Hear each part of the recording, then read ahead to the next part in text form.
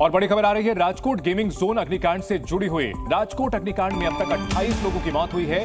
Gaming zone अग्निकांड में 9 बच्चों की भी मौत हुई है और इस हादसे का सीसीटीवी फुटेज सामने आया है, जिसमें देखा जा सकता है कि वेल्डिंग की वजह से जो चिंगारी थी उसकी वजह से ये आग भड़की। सोचिए, वेल्डिंग की एक चिंगारी ने 28 लोगों की जान ले ली है और ये ठीक वही लम्हा है जब आग की इस अग्निकांड की शुरुआत हुई थी। वेल्डिंग हो रही थी और वेल्डिंग से जो लपटें निकली, वहां नीचे जो रखा हुआ था ज्वलनशील पदार्थ, प्लास्टिक था, फोम था और लकड़ियां थी, उसमें धीरे धीरे आग बढ़ने लगी। वहां के कर्मचारियों ने अपने स्तर पर आग बुझाने की कोशिश की लेकिन नाकाम रहे और अगर यहां पर आग बुझा ली जाती तो शायद उन 28 बदनसीब लोगों की जान बचाई जा सकती थी जो राजकोट अग्निकांड में मौत के मुंह में समा गए हैं।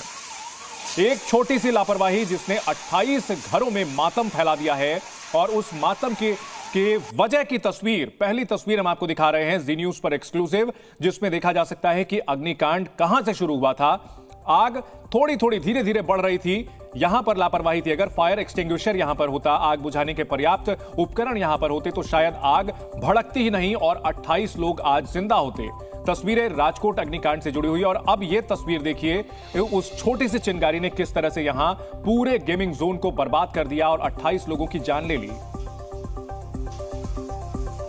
और बड़े सवाल, बिना फायर एनओसी कैसे चल रहा था यह गेमिंग जोन, सुरक्षा नियमों की अनदेखी और इसके पीछे जिम्मेदार कौन है, अब यही सवाल पूछे जा सकते हैं। और प्रशासन से यह बड़ा सवाल है कि आखिरकार उसने समय रहते एक्शन क्यों नहीं लिया। क्या किसी बड़े हादसे का इंतजार कर रहा था प्रशासन?